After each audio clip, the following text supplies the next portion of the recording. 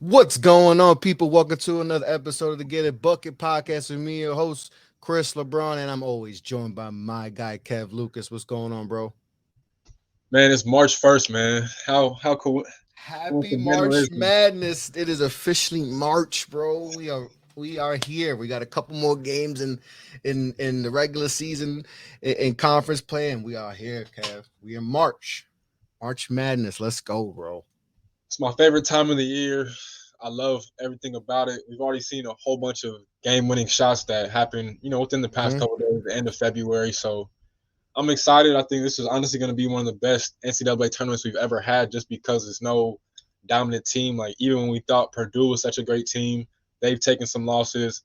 Alabama, they're just a mess right now. Rest in peace to Jamia Jonee Harris, by the way. But Hmm. that's an entire, different discussion for another day. But yeah, I think it's gonna be fun. I can't wait. Conference tournaments have already started. Like the A Sun, Darius McGee went crazy last night for Liberty. So I can't wait, man. It's gonna be real fun. I can't wait to get into this episode too. So I'm Yeah, good. bro. Yep. And it's been a minute. I've been sick. We both had some shit going on, but we back. Last episode we was able to do with your your Spartan guy Maurice Ager. Make sure to check that one out. That was a really dope episode I was able to do with Maurice. Real down the earth dude too. I didn't expect him to be that just cool, but we were able to just chop the shit and just have a real good conversation for an hour. And then he's been cool, man. He's been real cool. With him and been interacting lately. So that's dope. So make sure to check that one out. That was a really good episode. That last one we did on Get a Bucket. But Kev, let's get right into it. Um, and the first topic we're going to get into is something that we've heard a lot, and it's Penny Hardaway and his tenure at Memphis. There's a lot of people, and I'm sure there's probably people from Memphis that feel like they probably should have more, which is understandable. And there's also a world where people are like, I think he's doing a pretty solid job. Like it is Memphis. Like at the end of the day, it's I understand that he went to Memphis and he's a former NBA All Star and all this. He's revered. He's a legend and all that. And if he didn't get hurt, he's probably a Hall of Famer and all that. But expectations when he came to campus were crazy high. And that's always going to come when you get a former, like I said, NBA player and all that, and what he did on the AAU scene and all that, recruiting and all that. So like we understand like there comes a lot of expectations and all that. But and then we've had these conversations, in chats and all that, with people. I feel like his tenure. Yes, I can understand where people like yeah, you expect more and all that, but I feel like expectations probably a little too high. So and then the circumstances too, right? Like when he had James Wiseman, he only had him for 3 games. Last year with Duran and Amani, Amani didn't really work out and all that, and some people put the blame on Penny and all that, and I think it's a little bit of both. Amani just, it was probably a little bit too much for Amani at that time and all that. So, but overall, I think he's doing a solid job in Memphis, and then he's pulling another good recruiting class coming into next season, and he's gonna have this team. They got a few games left in conference play, and they end off with Houston. So if they beat Houston, maybe we're think about his team differently. But I think they're going to be a solid tournament team. Probably maybe in that 6 to 9 range and all that at the moment. But if they win the tournament, we might be talking different. So for you, how how would you like rate or yeah kind of rate Penny Hardaway's tenure right now at Memphis? If I had to do a scale from 1 to 10, I go 7. I think That's it's a fair been grade. It's a fair grade. I think it's been some room for improvement for sure. But my biggest thing is that he's had winning seasons. I think damn near every season he's been there. Every season. He's been fine. My biggest thing with this is that I know a lot of people are very critical of him just because he's Penny Hardaway. But my Mhm. biggest thing is that unlike a lot of coaches in the Division 1 game, he was not previously coaching college basketball. This is his first This is D1 job. Like you said, exactly. he was coaching middle school, he was coaching high school, and now he's coaching D1. Like it's different. A lot of these coaches Mhm. that are getting into the game, they've had prior D1 experience at these high major jobs, and Exactly. that's why you got to give him that time to take his lumps and his bruises. And I think he's learned that when you recruit guys like Imani Bates, and as you said, it didn't pan out, and yet they still made the NCAA tournament and still got a win with Imani there coming back after taking a break for like 2 months. That's tough to deal with. And I think now he's kind of learned himself. Because I remember when he first got there, I'm not going to lie, I used to say they used to look like an AAU team because they would run a whole bunch of different type of presses, zones, all different types of defensive coverages. You just didn't know what they're going to do. And they still kind of do that, but they do it more efficiently and effectively now. And it looks like it's more controlled and less chaotic than what it was when he first got there. So to me, man, I think Penny's done a fine job. I know people love, criticizing him because he's brought in these top tier recruiting class, whatever that means. But also remember too, like with the James Wiseman situation, you said it, he was only there for 3 games. And also with Jalen Duren and Imani Bates, both those guys weren't even originally in that class of 2021. They classified. They both reclassified. So that's my biggest thing is that you just have to – it's always context, man. You know what I'm saying? And Penny has done a great job of adjusting and adapting. That's been my biggest thing. That's why I give him a 7 because he's done a hell of a job of that. Like when you watch Memphis now, the first thing teams notice is their defense. They're active. They rebound. The communication's on point. They rarely miss rotations. Like forget the offense, defense, they get the job done. And so I like what Penny's done, man. I think he's only going to get better. The recruiting class they have coming in is also highly touted, not as highly touted as like Duke's or Kentucky's or even Michigan State's next year. But, of course, you got Mikey Williams and J.J. Taylor. But I'm a big fan of Tyler Johnson. His other son, Ashton Hardaway, I believe might be – I can't confirm this or not, but I think it might be his last son, Ashton Hardaway. He's really good. Like, I honestly think he's probably the best out of the sons. He's a player. So that's that. But this team too, man, like people are sleeping on this team. Like this team is really, really good. And it all starts with Kendrick Davis, who I think is a top 5 point guard in the country. He can win you any game just off him being on the court. He's shown that throughout the course of this season. DeAndre Williams has been in college for a million years. Yeah, he's been there for a while. One of the most impactful X factors in the country. So I really don't understand why people criticize Penny so much. He's done a hell of a job, and I think he's only going to get better and better as the seasons go on. Yeah, no, but like you said, criticism comes because he's Penny Hardaway and all that. But like you also mentioned, it's not like most coaches in college. Either they're coming from the NBA ranks or they're coming from the college ranks, and they work their way up and all that. And so they went through the trenches. They understand how the college game works. Where Penny is coming in, like a freshman. Like he doesn't, how does he adjust? And he has his own adjustment period and all that. And like I said, he's gone through some ups, gone through some downs and all that. So he's had to learn a lot of things throughout this process so far. This is 4 years as a head coach at Memphis. So like he's had to learn a lot, and he's had some situations that are unprecedented and all that. The Imani Bates situation, that's unprecedented. The Wiseman situation, maybe, and like you said, he got Imani and Duren as reclassified guys. So like you got these guys at 17 years old that maybe weren't ready. It doesn't always, we see a lot of kids reclassifying. Some kids are ready for it, and some kids aren't, and all that. And they thought they were, and it just didn't work out. But Duren wound up, playing better, especially in the tournament. I think that's why people were so high on and all that. And Imani obviously is not there, no longer there.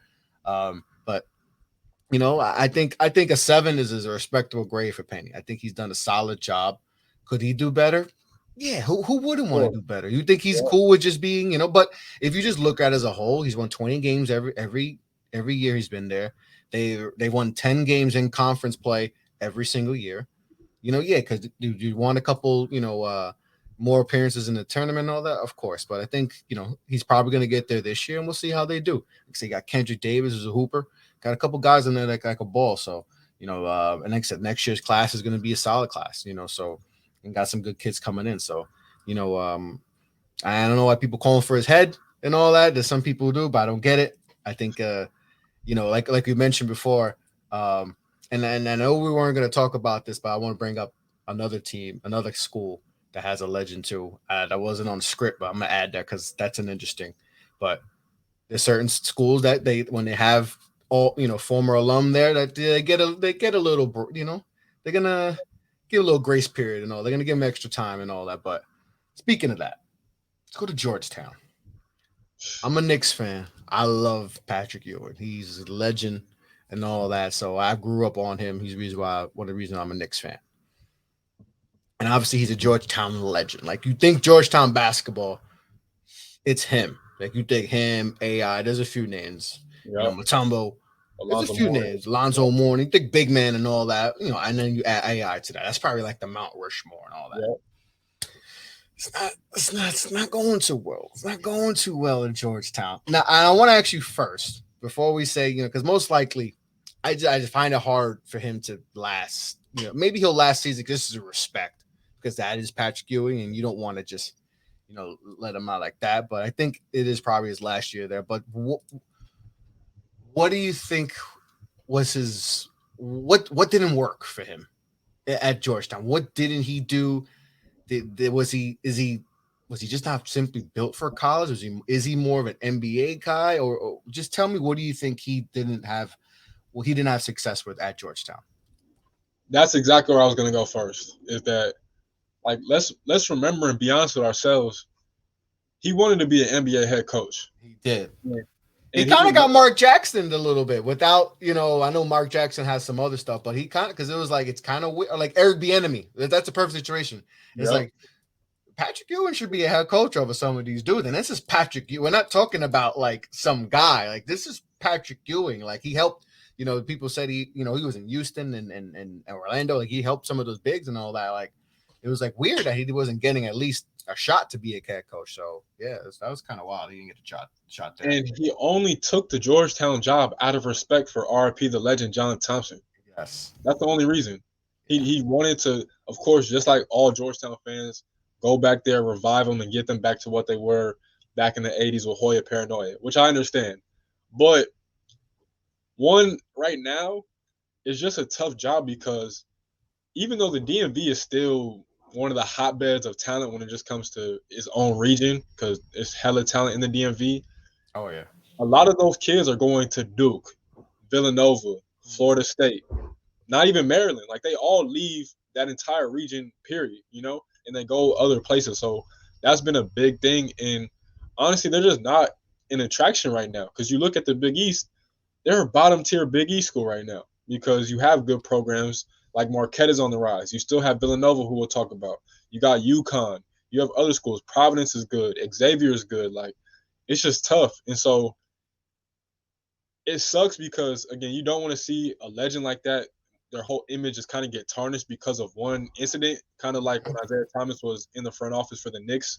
But it's like, and same thing with Magic Johnson. He was with the front office with the Lakers, but it wasn't meant to be. And he should have stayed away from it as a whole, because remember, like, I think it might have been his first season, he had Mac McClung and James Akinjo, and they were both like first team all, they were both first team all Big East freshmen, and they left because they got into they left because they got into an off the court incident, and honestly just felt like things got worse from there. And he's brought in some talented players, but it just hasn't been a complete team yet, and so it sucks because he was on a drought of losing like a whole bunch of Big East games between this season and last year. And it's embarrassing. Kev, they're 2-32, and I'm trying to do the math. 2-36 in Big East play the last 2 years. That's bad. I mean, I can't even say anything after that. Like, it's just tough. Honestly, I don't even know what direction Georgetown is going to go in, because they can go in a few different directions. They could explore the Rick Pitino option if they're just trying to get solid immediately. They could go for a young person who wants to come back and try and help the program. They can go for somebody that's just from the DMV. It's a million different options that they can take. But when it comes to the Patrick Ewing experiment, it clearly just failed. But again, we have to remember, he didn't initially want to take the job at all. He didn't want to be. That's a good point. I forgot about that for a second. That he did it for his old coach. Exactly. He didn't want to be in college basketball, period. And we've already said this on the pod before. Like, it's a big difference coaching college basketball compared to the NBA. College basketball is a 24/7, 365 year-round job. There's no breaks. There's no days off. You're constantly recruiting. If you're not recruiting, you're planning your schedule. If you're not doing that, you're figuring out who your roster is next year. If you're not doing that, it's something. Making sure kids are in class and all that. Like, you're literally a parent times like 15. So 100%. I'm rooting for Pat wherever his next stop takes him. Hopefully it's back to the NBA, because I just think that's better for him. But when it comes to Georgetown, I don't even know, man. I honestly don't even want to talk about them anymore until their next head coach is announced. And of course, Patrick Ewing has not officially been fired yet. And I think, as you mentioned, it's probably going to be out of respect because of who he is. But I think at the end of the season, like whenever they lose in the Big East tournament, probably their first game, which I think is next week, he's just going to be Mhm. like, they're going to go to their admissions office and be like, it's just time. And they're going to walk away peacefully. Yeah, they just gonna have to find a direction they want to go to because obviously this did not work at all, and they let go of John Thompson before this, and they Mm-hmm. thought things were bad then, and they weren't as that bad. They had a couple good seasons and all. Obviously, I think they got upset one year in the first round and all that. I forgot what school upset, but like and it got worse. It got worse, and like you said, maybe just Pat just didn't know how to adapt to the college game. Like I said, he wanted to be in the NBA. He wanted to be an NBA head coach, and maybe his thinking was just let me just take this job, maybe get my resume up, and I should be good because I am Patrick Ewing. Maybe I don't care whether he has people say he got ego or not. You're still gonna think, well, I'm a Hall of Famer. Like people are gonna respect, but you gotta remember he hasn't played in the league in a minute. So people don't like to look at him the way we look at Penny Hardaway, right? Yep. Where he still has a fresh name, even though he hasn't played in a minute too, but he has a fresher name because he's been in the high school scene and all that. So you kind of know who he is. Where Pat, you kind of don't know who he is unless you go on YouTube and find clips of him from the 90s and all that. Like you really got to dig in deep. So, and I just think he just didn't relate to the players. And like I said, he had like that first year, had Matt McClung and all that, and Kinjo. And I remember when that happened, I was like, oh, he should be all right. And then they wound up transferring, and then just been downhill since. And he won the Big East tournament a few years back, and people are like, oh, maybe, and then it's like like I said, 2-36 since in Big East play, and like that's just not what you expect at Georgetown.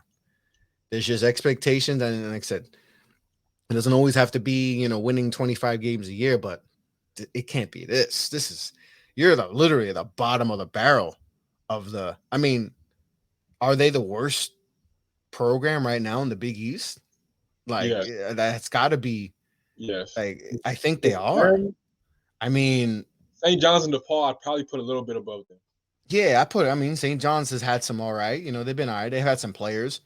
DePaul. They can make a little. They can surprise some people, even though their record's not great. But but it's like, man, Georgetown's down low. It's down bad. So, but like I said, we'll see what happens at the end of the year. We'll see who comes in as their if they let go of Patrick Ewing. But like I said, I root for Big Pat because that's my guy, he's Nick and all that. But like I said, she's probably better off in the league, and that's where he wanted to. So maybe, but there's definitely going to take a hit on him. So, we'll see what happens, Pat. But Georgetown down bad right now. So, but I think if they get the right guy, they can flip that. There's too much talent in DMV. There's too much talent they got there that they can easily flip that around and be a respectable team in the next few years. So we'll see what happens. All right. So let's head down to the SEC quick. And Ole Miss, the Rebels. Kermit Davis was let go and all that. And we've talked about them having, they can kind of having a wide range of where they could be. Like they can be, win 10 plus games in the SEC, or they can win 5 games and all that. Like their range, or it could be a tournament team, or it could be an NIT team. Like their range was very high depending on, how, and Nick said you were crazy on Kermit and all that. And now he's no longer the head coach of Ole Miss. So first, what happened in Kermit Davis's tenure to why he's no longer the head coach? And we'll talk about some of the names that we're hearing, about, who could possibly be, the next head coach there. He just wasn't evolving. Mm-hmm. That's all it comes down to. And if I'm being honest, the reason he really got that job is because they beat us in 2016 in the NCAA tournament. When he was at Middle Tennessee State, they upset us. People remember that when we had Denzel Valentine and Aaron Harris and Matt McQuaid and Deontay Davis. And that put Kermit Davis's name on the map. And from there, he got the Ole Miss job, and he just really didn't do anything with it like that. And my biggest issue was with this team, as you know, going into the season, they were one of the best looking rosters on paper in the SEC between Deshaun Ruffin, who I don't even think is on the roster right now, he's taking a break from basketball, so we're wishing him the best. Jamin Brakefield comes over from Yo Duke Blue Devils. Matthew Morrell is supposed to be a first round pick. Nobody talks about him like that anymore. You got Nah. like it's guys on this team, and then the worst part is you have some transfers leave. Jarkel Joyner is killing at NC State right now. He's amazing right now. So it's like it's just not a good thing. And to be fair, Ole Miss is one of the tougher jobs in the SEC when it comes to Very tough. basketball.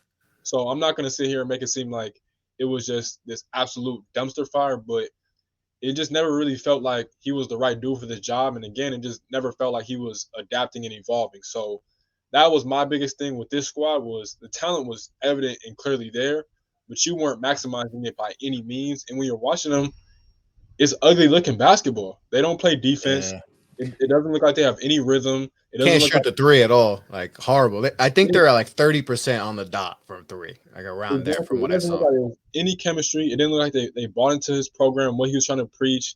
It was a major disconnect there that I really want to know, and hopefully it comes out in the future. It's none of my business, but I just want to know just because.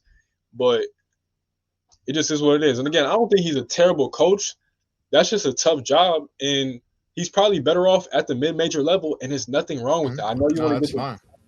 the bigger payday. You want to be at a high major job. You want to get access to better recruits. And he did have a good recruiting class coming in next year with Josh Hubbard, who's one of the best players in Mississippi. He's now, asking out of his national letter of intent. I'm pretty Yeah, sure yeah, he's I going to just get saw that. that. Yeah. So it's tough, but I think he'll probably find another job at a mid-major spot.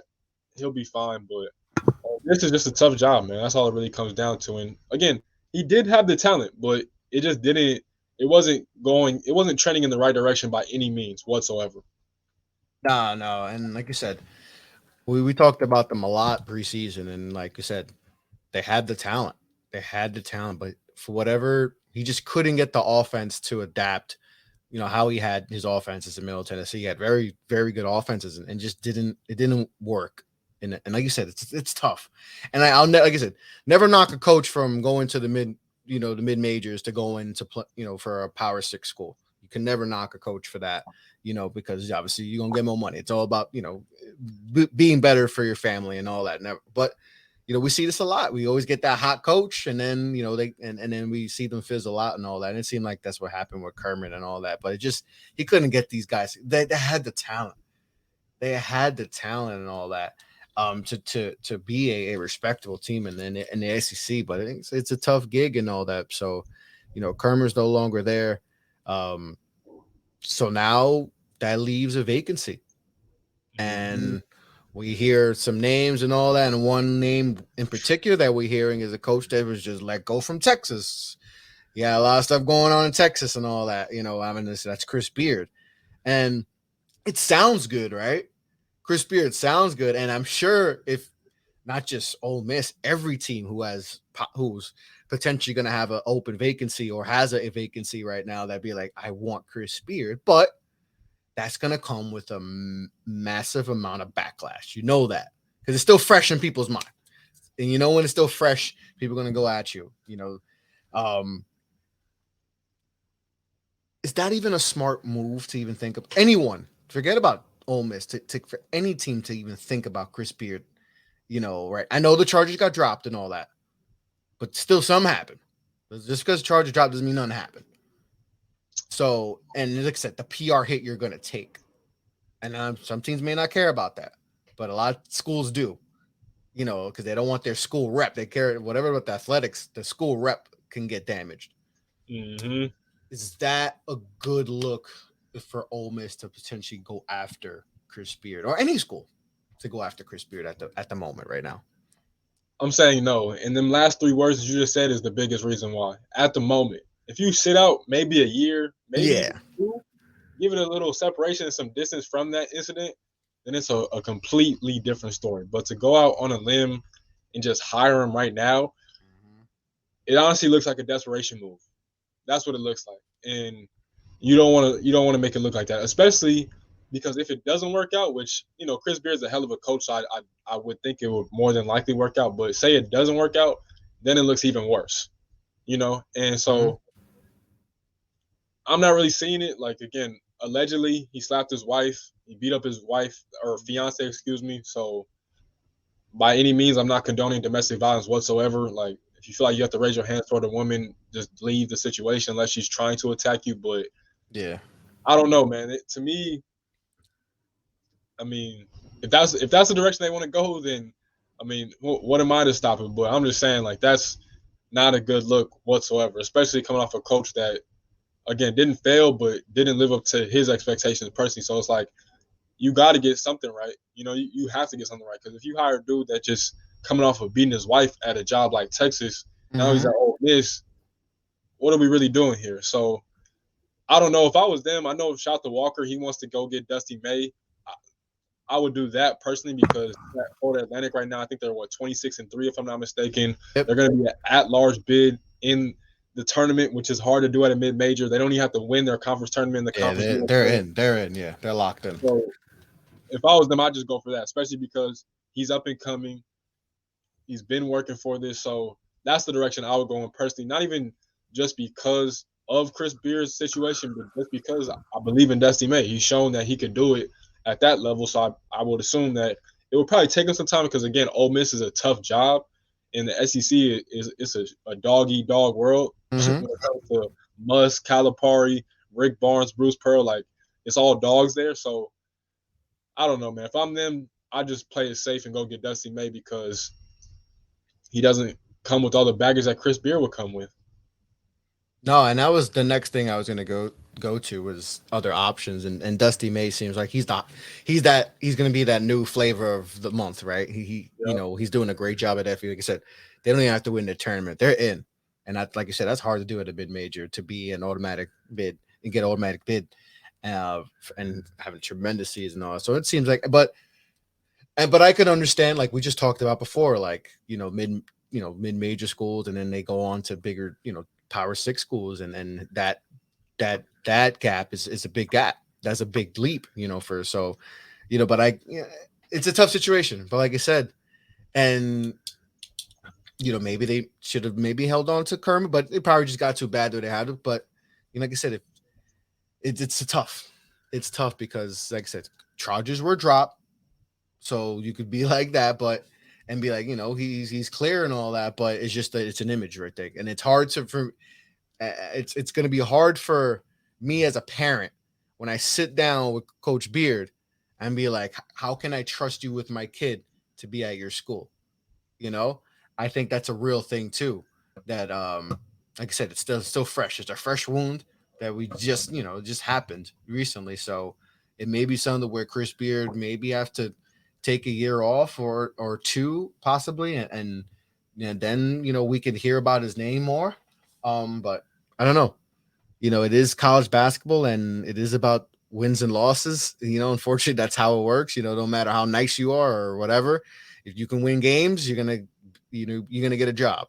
If you can be the nicest person in the world, Kev, you know that. And how many times you see nice coaches and winning 15 games a year and they're gone. Get the So boots. and they like to tell us about all that other stuff, but we all know it's about wins and losses. That's what gets you, keeps you a job or gets you fired and all that. So I know it's a tough, but like I said, it's up to Ole Miss at this point. They got to figure out, like I said, you know, uh, tough. It's a tough job though. It's a tough job, but it's gonna be interesting to see what happens. It's gonna be interesting to see what happens. So, um, speaking of craziness and all that, the Big Ten, bro.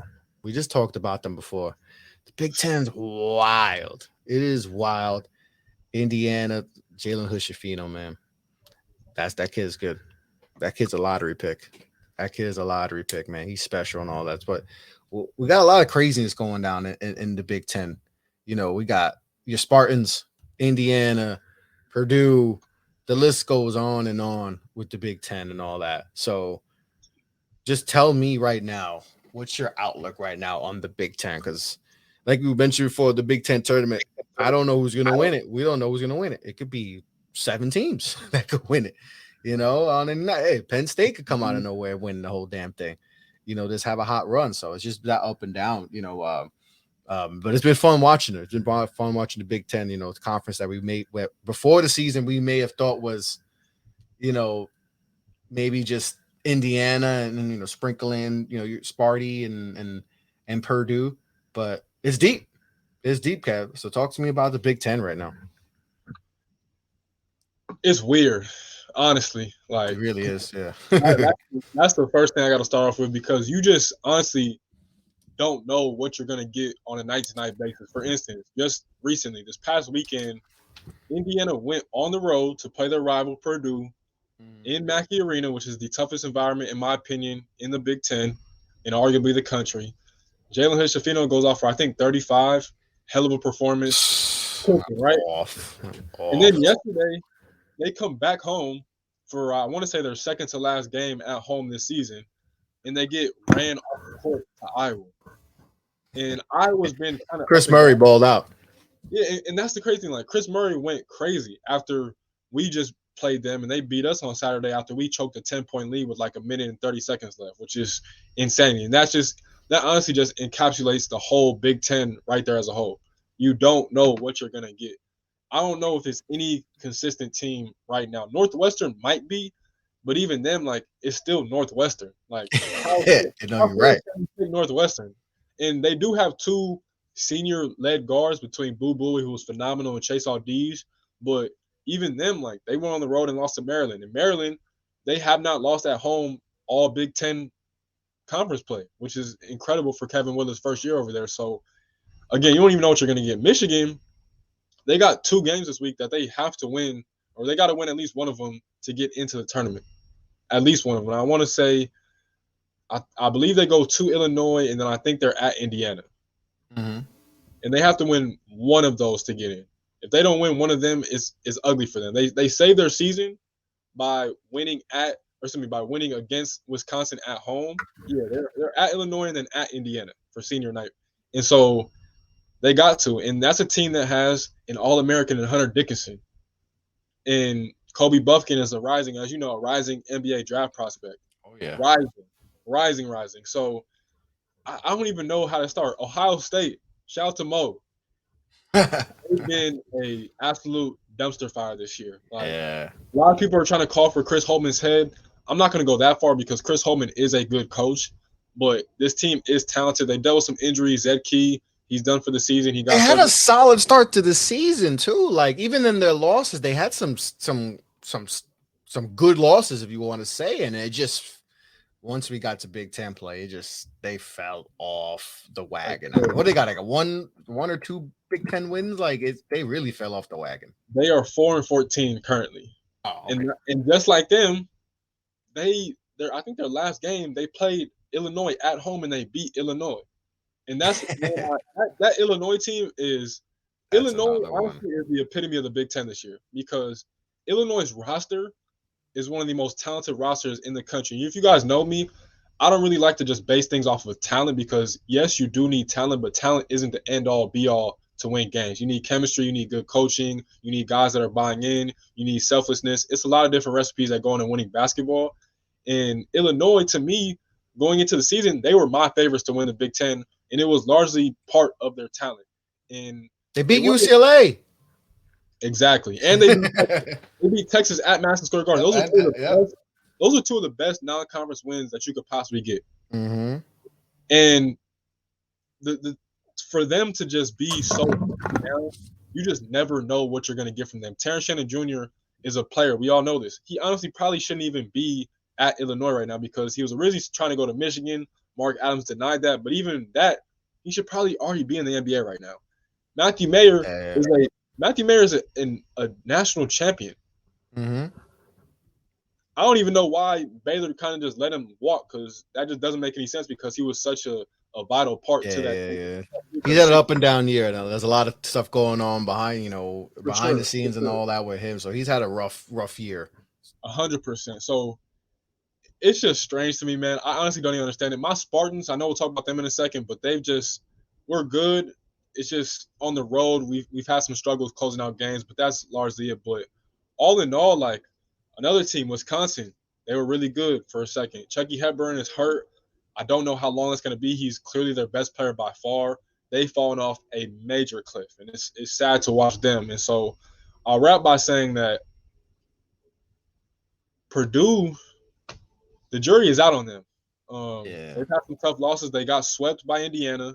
They lost at Maryland.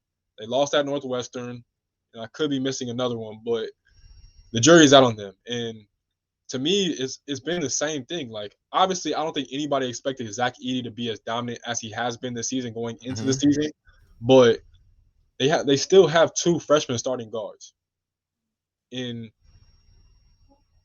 Fletcher Lawyer and Braden Smith, right? And then outside of that, they don't really have a wing that they could give it to every single time down the floor and say, get us a bucket. And that's a problem. And you can kind of see that those freshmen are hitting that freshman wall and it's stalling. You can see their legs are kind of getting heavy. Teams are kind of tougher. And they just, Matt Painter, I trust Matt Painter to adapt. Out of all the coaches I trust to adapt, I trust Izzo and Matt Painter in the Big Ten. Everybody else, they're up and down. You don't know what you're going to get from them. But those 2, they're going to adapt. And so we're going to see. But, hey, NCAA tournament time, it's all about matchups. And if they run into any team that has just as good as guards as them or even better, it could be really rough for Purdue. Because just think about last year, right? They weren't as good as a complete team as they are this year, but they had Jaden Ivey, who's a star. And get you a bucket. Dudes like Jaden Ivey don't go to Purdue with all due respect, right? No. They lost that same. They had a golden opportunity to go to the Final Four in Matt Painter's career. I think will be the first one in Purdue history, and they couldn't do it because they lost to the same St. Peter's team that was the Cinderella of the tournament. But they were right there. I think they lost by 3.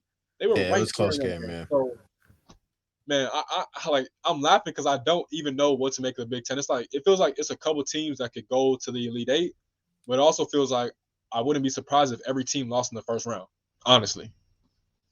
No, you're right. You're right. And like, there's a part of me that wants to. For a second, I'm like, you know what? I'm gonna buy stock in Indiana.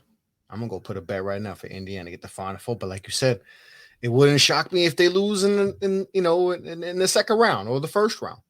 It's just that feeling. You're like, oh, but there's also a feeling they could get to the national championship.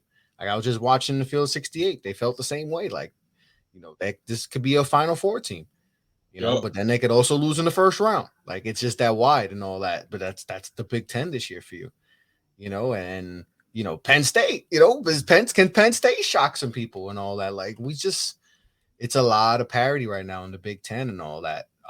So it's interesting. And like I said, even your Spartans, you guys still have that pedigree. You guys have a great coach and all that. You guys have pieces. There's nights where you guys play where you guys look like a top 10, 15 team in the country. And then there's nights where like you look inconsistent, like you said, just like the Big Ten. You guys haven't really looked bad at all. It's just like a lot of inconsistency. Like you say, you blew a 10-point lead with a few minutes left and all that. But you guys haven't looked terribly bad. So it wouldn't shock me if you guys make it.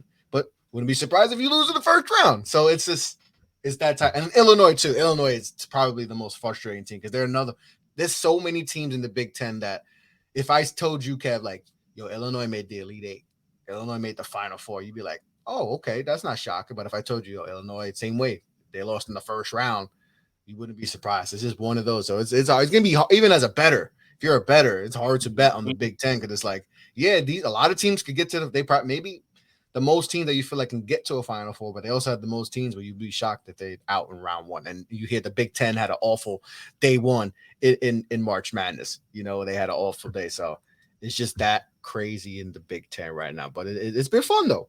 Because like you said, one team, you see Purdue beat this team, and then they lose to that team. Then you see a randomness. Illinois wins this, and then it's like that. And Wisconsin, it's just crazy in the Big Ten. So I can't wait till we get to conference championship play. It's going to be fun. But we're going to stick a little bit in the Big Ten, and we're going to talk about our Michigan State Spartans and our Duke Blue Devils. So let's get right into it. Michigan State, how are we feeling right now about your Spartans, Kevo? We're trending in the right direction. That Iowa game this past Saturday was tough just because, again, we were up 10 with 1:30 left. And I think it's like one of the biggest comebacks in that amount of time in Big Ten history or something like that, or like second most or something like that. So it was tough because they just hit some crazy shots. We had full control of that game for like 37 minutes. And it really just went out the window just like that. And that was a tough loss. Wild game. Fun game to watch, but wild. Yeah, super fun to watch, especially because we were winning the entire time. But it is what it is. We did a great job of containing Chris Murray in both the matchups that we played against him this year. So I'll live with that, especially for a team that lacks, size and height. So I'm not mad at it. But last night we got down early to Nebraska, who is one of the worst teams in the Big Ten. Fred Hoiberg's a good coach. I can't knock him. Nebraska's like Ole Miss is a tough ass job. It's hard to get talent there. And they went up, I think, like 15. And I think we cut it to I think we were down 12, maybe 14 at halftime. And we just could not miss from three in that second half. And a part of me doesn't like us being over reliant on the 3-point shot. But the other part of me is saying that has to be the identity of this team because we only have one dude. Maybe we have probably three dudes. Let me be realer. We only have a couple dudes that can consistently get to the rack. Everybody else they want to shoot shots. So I'm 50-50. I'm not one of these guys that loves this new style of NBA play where everybody's just shooting threes because I just don't think that's the best brand of basketball to me personally. But I will say that even though we've had some letdown games, like I'll be honest, we let the Rutgers game at Madison Square Garden slip away. We had that game.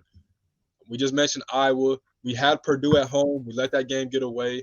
We had some golden opportunities. Like the only losses I could say we should have and deserved to lose was at Indiana, at Purdue, and that's probably it. Even the Michigan game at Michigan a couple weekends ago, we had that game. We were up for 38 minutes, and Michigan just hit a couple shots and came back. And even at Illinois earlier in the season, at Illinois, we were up big for a good majority of the game.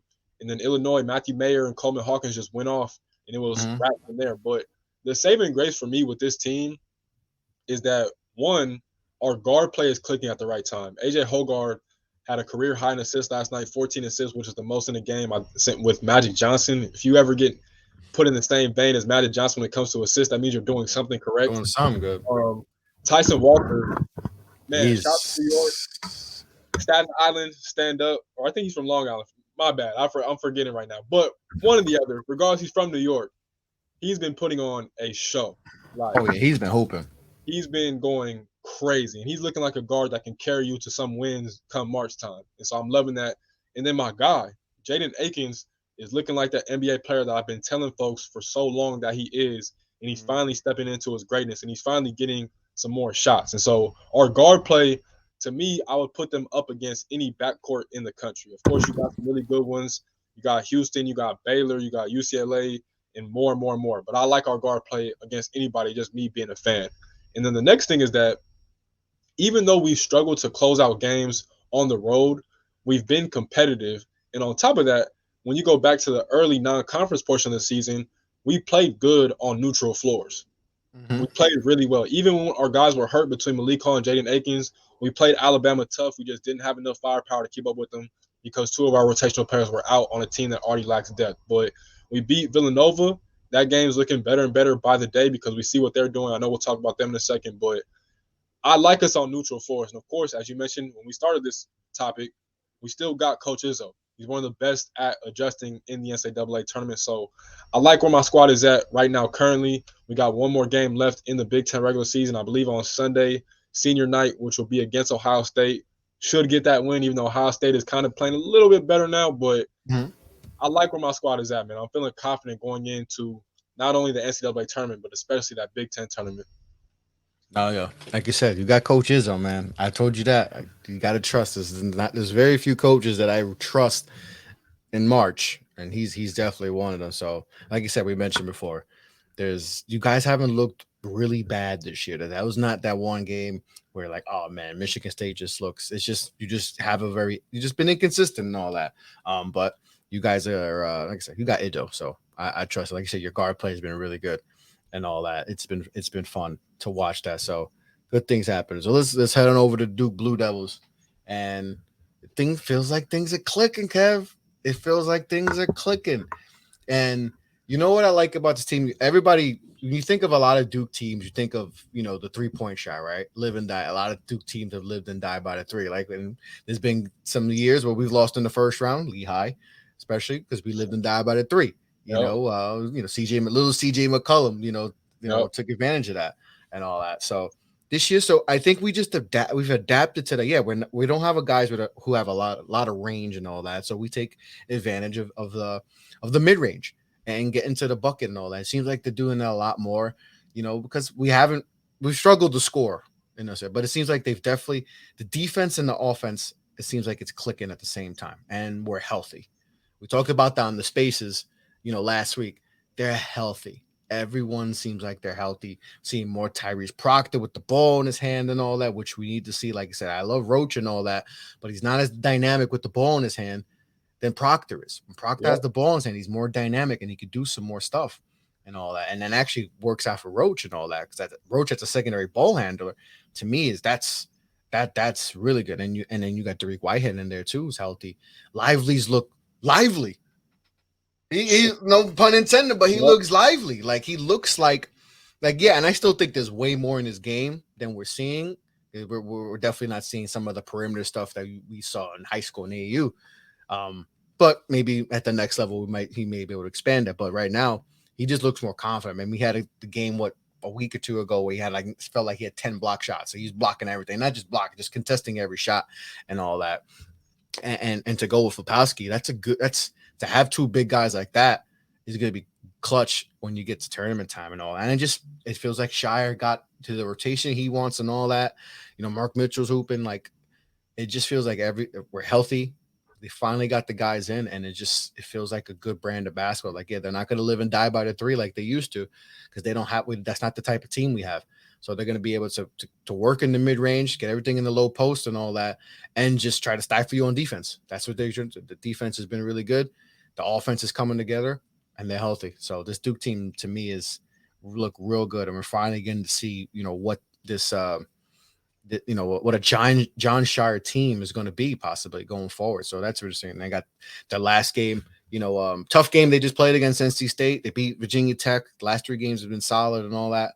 Now they got the last game against UNC, a team that, we don't know another team. And we talk about the Big Ten. We don't know. UNC can be back in the national championship, or they could be in the NIT. So we don't know with them. So, but that's going to be a fun night to see. So I don't know. I'm feeling a little bit more optimistic. I still think I don't know about how I feel about the bigger picture as far as all that, but I'm I just like to see this team healthy, and it was hard to get a real good grasp of this team because there was Derek come back and this guy's hurt, Lively's hurt. There was always something, but now they got their team intact, and we know the ACC is an absolute. It's just a mess. I don't know what it is. I don't know what it is. I don't know. I can't. I don't. Yeah. I don't. I trust more teams in the Big Ten than I trust teams in the ACC. And that's just Miami. Yep. You wanna trust Miami, but there's also that there's something about them. Like they don't have size and all that. And if Isaiah Wong and this they can, it's like what happened to Florida State. Look at the Florida State game. Like that was an absolute crazy. Like Florida State, you lost the ability at home. Like that's wild and all that. So I don't know, but Duke can sneak in and maybe win the ACC championship because this is so much going on in the ACC, But I'm feeling more confident overall. I'm feeling more confident with the Duke Blue Devils going in to ACC tournament play, and obviously they'll be in the tournament regardless. But I'm feeling good, feeling better, and that the Shire haters, calm down a lot. Because they were flaming. They were throwing arrows. It's like, yo, relax. This is his first year, and he's taking the reins from arguably the greatest coach. Let's sit back, relax, let him figure things out. And but I feel like things are definitely better, and I like what this team's going. What's your take for this Blue Devil team of late? I gotta take my victory lap here, man, because I feel like I damn near predicted every single thing right with this Duke team, if I'm being honest. No, you were the one with the Proctor. You said Proctor needs the ball. He needs to be more of a focal point. And every time I see him, I'm like, oh, Kev said it. He said it on the pod. He's like, he needs to be more of a focal point. And it's like Shire figured it out. Like, hey, I need to give this guy more, being the lead guard. Like he needs the ball in his hand more to be more effective. And that's the good thing. I like coaches who adapt. Like they know, they figured, all right, it didn't work. All right, we got to figure out something else. We got to get this guy the ball in his hand more, and it's working. And that's my biggest thing. That was my biggest thing about this team was that The saving grace was Jeremy Roach coming back. Obviously, he wasn't going anywhere NBA wise. No offense, but with that though, because you were so freshman heavy, you needed somebody to buy those freshmen time to get acclimated. Excuse me. Luckily, Kyle Filipowski burst onto the scene. It was a looked Yeah. like a seamless transition for him, right? Everybody else was kind of up and down. Of course, Derek had the injury. Tyrese was trying to figure it out. Derek Lively was trying to figure it out. But now those guys are figuring it out at the right time when it matters most. And that's been the biggest thing is that to me, Jeremy Roach is the perfect lead guard, but you don't necessarily want him to be your lead scorer because, Exactly. especially with this situation, if you want him to be both, that's putting a lot on his shoulders. That's putting too much Mhm. on his shoulders, in my opinion. And so, to get a guy like Tyrese, it frees him up to not only take a little bit of that pressure off of him, but it gives him a little more room to score and not have to facilitate so much. And that's why I like Tyrese because he can do both as well. He can play off the ball, he can play on the ball, he can go in different spots on the court and spot up. So that's why I like him. And let me drop this on you because I'm surprised you didn't say this. John Shire is the first coach in ACC history in their first season to go undefeated at home throughout the course of a season. Oh, 16 and 0. Never happened before. So I do got to give Shire his credit. Like you said, he's adapted well. And I think the biggest thing too is Derek Lively, as you mentioned, because we all know he's not one of them guys that you can just tell him to post up, give him the ball in the post, and yeah, say yeah, go make a play. He's not. He's like Mark Williams. He's a good defensive presence. He's active. Probably not the shot blocker that Mark Williams is, but active. He's gonna rebound, plays good defense, can guard guards out on the perimeter. He does the little things that you need in order to win games. And so you guys, I believe, are clicking at the right time. And I would not be surprised if y'all went in, I believe it's in Charlotte, and won the ACC tournament. I would not be surprised whatsoever because, as you mentioned, like I do love the Canes. I would, if I had to bet on it, I'd probably pick the Canes. But like you said, I wouldn't be surprised if they lost early at all either. You know, Pitt, I believe they're winning the ACC right now, which sounds They're, insane to they say, would but they would win the ACC right now and we outright. got to give Capel his flowers too. Yeah. But I, I'm still not fully sold. They're a good team. I'm not gonna sit here and say they're overrated or anything like that. I want to see a little bit more. Virginia, to me, they're like Tennessee. The defense is always elite, but the offense isn't always quite there. Clemson, they were a great story for a good part of the season, but they've kind of hit that roadblock, and they just haven't seemed to be able to bounce back. Everybody else, NC State, you don't know what you're going to get from them. Their guard play is up there with some of the best between Jarkel Joyner and Terquavion Smith, but you don't know. North Carolina is the biggest what if in the country right now. Oh They're yeah. We don't even know what they are. But for Duke, man, I like what you guys are doing. Shire's done a hell of a job, and man, let's see what happens. Yeah, it's going to be interesting. Like you said, you just rolled off all those teams. There's not a lot of confidence in this. Like even though Pitt's had a very good year, do we trust Pitt? Do we trust them going forward? North Carolina, they're just up and down, but they did go to the national championship last year and they had the same struggles they had in the first half last year, but it seems like it's lingered more a lot this year. Obviously, they've been struggling the whole season, where last year was kind of like half it, and then they figured things out, got to the natty and all that. Virginia, like you said, defense, no offense. Virginia Tech, same thing. Usually, Miami, that they're in the team to, they have the talent. They got a bunch of guys who got hoopers that can get you a bucket. Not a lot of size on their team. So, if you're playing a Duke team, and I know Miami, beat us down in Miami, a few weeks ago. They beat us by like 22 and all that. But, we faced off with the game. I feel like, I feel confident that we can, adjust and make adjustments from the last game and take care of business and maybe just, feed down the post and a little bit more, get to the basket. But ACC is just a lot. And it wouldn't be surprised if Duke goes down and wins the tournament and all. It could happen, but we'll see what happens. But overall, feeling good about Michigan State, feeling good about Duke. Both teams, most likely, it is March, and it's kind of weird not seeing these teams in March, but we'll be seeing both teams come March, and maybe another matchup, Kev. Maybe another matchup. I need Those that games are revenge. usually fun. Those games are fun. I mean, I still can't get over that RJ Zion year, man. That shit. Oh, man. I remember everything I did that day. Everything. I'm still sick to my stomach over that. But maybe maybe that's what happened. We almost lost to Taco, so Maybe I should have just appreciated what we got, because that game was wild. But um, yeah, Michigan State, Duke, feeling good and all that. All right, let's a couple more topics before we sign off. Villanova, the Wildcats. Obviously, big transition year for them and all that. Coach Wright leaving into the program and all that. Their big freshman came with more, some injuries and all that. Tough start, but seems like they're playing good ball right now. Seems like they're definitely playing good basketball right now. So, should we? Is Nova back? Are we feeling good about Nova again? I am. And I've said this previously on this podcast that, first of all, they were dealing with injuries from their two best players. Cam Whitmore, as you just mentioned, and Justin Moore just came back. I want to say Achilles, yeah. earlier in February. Yeah. That's huge. That's huge. And he said he was talking to Kevin Durant about the Achilles and all that. And how do you prepare your body coming back? Because, I mean, that's maybe the roughest injury you can have as a basketball player. Like the ACL used to be that one, but now it seems like with science, we figured out the ACL and you can come back. And when you're 100%, you could get back to your old form. But the Achilles is the one that's, unless you're Kevin Durant, you're like a super freaky human being. But Achilles is the one that usually is like, whoa, that's rough to come back from. And so now they've kind of righted the ship, and they're not in the NCAA tournament. Like, they're not a lock by any means. They probably have 0% chance as of right now as it stands. Yeah, they probably got to make a deep run in the Big East tournament at least, right? They got to make at least to the finals. That's where I was going.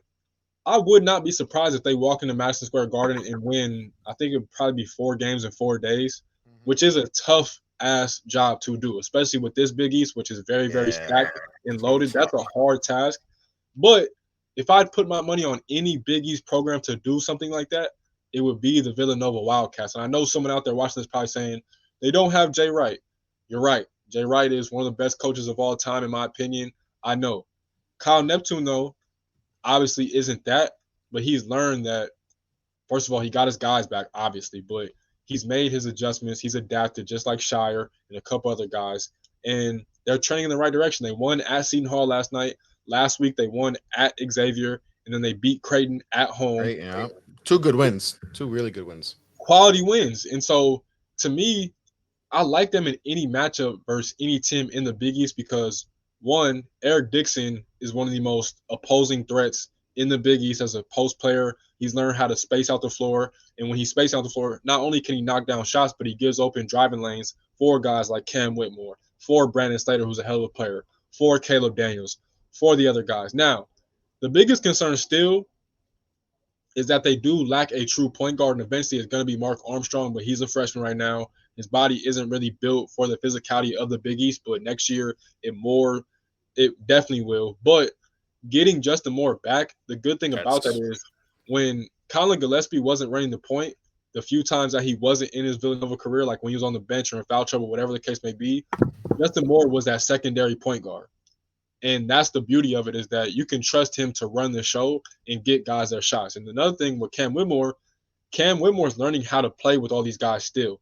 And he's learning where he's going to get his shots from, where he can drive from in different angles like that, and just adjusting to the college basketball game. And that's why I like them, because they match up well with everybody in the Big East. And even when they went to Creighton, they had a chance to beat Creighton at Creighton. They were right there in that game. Eric Dixon had a clean look, I think, to possibly send it to overtime, maybe even win it. I can't remember, but I remember watching that game, and they had multiple chances of winning that game. And I think that was without Justin Moore at the time. So they're starting to get it together, man. Again, this roster is a team that literally was just in the Final Four a year ago. They beat a tough-ass Houston Cougars team in the Elite Eight, which is not easy to do whatsoever. So I'm not selling them by any means, but I'm just saying it's a piece of me in my heart, as a betting man, for the betting people out there, Villanova can go into Madison Square Garden and win the Big East tournament. I'm putting that on wax right now, and I would not be surprised whatsoever if they were to do so, especially because even as tiring as a task that is, you have a lot of guys on that team that are seniors, and they don't want their seasons to end. And with a team like that, again, that's been to the Final Four, who else would you rather bet on in that situation, in that predicament, to do it? Yeah, no, you're right and all that. And It's gonna be tough though, Yeah. and I think they're what 17 and 14, 17 and 15 right now. So Mhm. they got to do they got it. They're gonna have to make a run, at least to the finals, and they might have to win the Big East to get it. They might have to win the Big East. So what is their record in Big East play, right? Um, their record in Big East play. I'm trying to see what their record in Big East play is. It's probably around 500. Yeah, it's around five. Yeah, exactly 10-9. Yeah. So, and you look at some of their wins. Let's look at some of their wins. Their good wins. They had. They beat Creighton. That's a good win. Like I said, Xavier's a good win. Let's see what else. See anything earlier and all that. Those couple good wins. I think they're gonna have to. I think they're gonna have to win it all.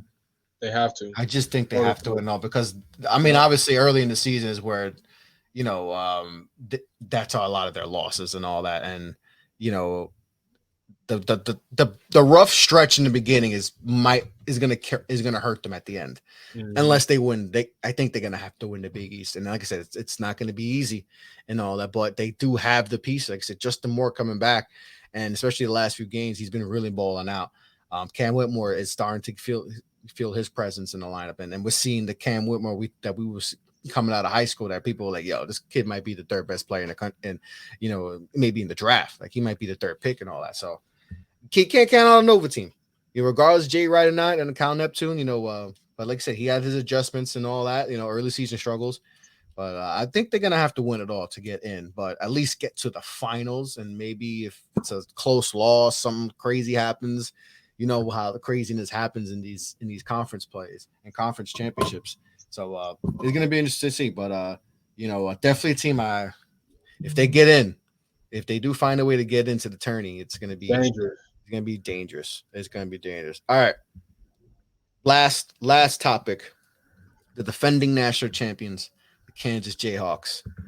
Obviously, they clinched the Big 12 again, and we talked about the Big 12, how fun they are, and we kind of forget about Kansas, like because they lost so much, and then guess what they do? They just win the Big 12 again, and they're probably going to be one of the top teams. Get a top seed in the when we get to selection Sunday and all that. But simple, Kev, can they win back to back natties? Yes. And it's damn near an impossible task because hoisting that Naismith trophy and winning the NCAA tournament is one of the hardest things to do because why do we love the NCAA tournament? Because it's so predictable, because of the upsets, because of the big dogs going down, right? But Mm-hmm. to Bill Self's credit, and I don't like doing that a lot. You guys know I don't really like Bill Self, but he is a hell of a coach. And I can go out to say that he's probably a generational coach. And as you said, they just won one, and the ship just continues to roll. They lost Oshai Baji, Christian Brown, and the big fella, and now they just wrote the ship, and they're right back with a great chance of doing so. And the craziest thing to me about this team is that we've mentioned it, like we didn't really think it was a recipe for success with Jalen Wilson just chucking up all these shots, but they're making it work. And the That craziest thing man about loved to it is take shots. exactly, but the thing that really just it confused me how they still make it work because right now Grady Dick is supposed to be that second reliable scoring option, but the past like month a little bit he's hit that freshman wall and he's been up and Yeah, down. He's had some good performances, but he's also had some ones where it's like he's a no-show when it comes to scoring. He still plays pretty good defense and he can make plays here and there off the dribble, but when it comes to just shooting the ball and trying to score, he hasn't really been as great as he was to start the season. And for them to still be winning games in the fashion that they are, I think I read a stat when DeJuan Harris scores more than 4 points, they're undefeated on the season. They have not that's lost a game. And he's one of the biggest X factors in the country this year as a point guard. To me, he's kind of like Tiger Campbell now, where he's reached that level to me where we kind of just we understand how good he is, but we still don't necessarily give him his full flowers and appreciation because he's not the typical point guard when it comes to being able to score. But when it comes to facilitating and especially setting the tone defensively, he can take on any matchup on that end, and he cancels out. And then, to me, they probably got the most impactful transfer in the country in Kevin McCullough because that dude is a lockdown defensive player. In that game last night, I believe it was, They played against Texas Tech. I believe it was their senior night. And literally the game was going all the way down to the wire. Texas Tech tried to get the rebound as a loose ball. Kevin McCullough grabs it and then scores it. Of course, the dude who transferred from Texas Tech to win the I was about game. to say, Texas Tech wonders why they're 16-14 this year. They lost a couple transfers. Exactly. And so, like, it's crazy, but the defense is starting to pick up. KJ Adams is understanding what his role is. Ernest Uday is starting to pick it up.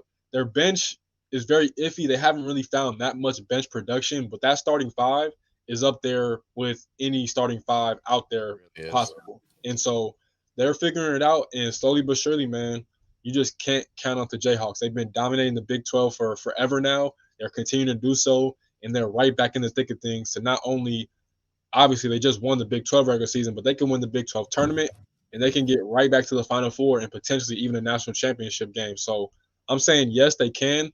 I'm not betting on it personally because I still like the Houston Cougars to do it in their hometown of Houston, but you just can't count out Kansas, man. They just know the recipe to win games.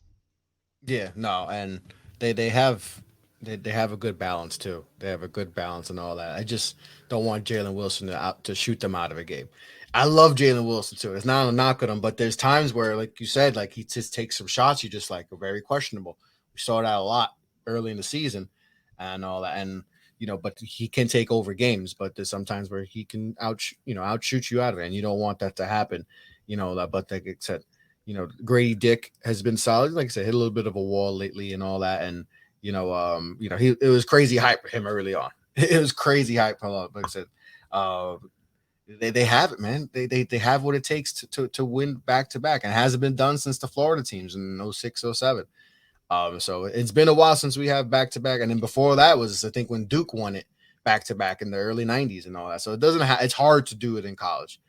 It is hard to do it, especially in college basketball with the new one. And it is hard to win back-to-back national championships, but they have the pieces to do it, though.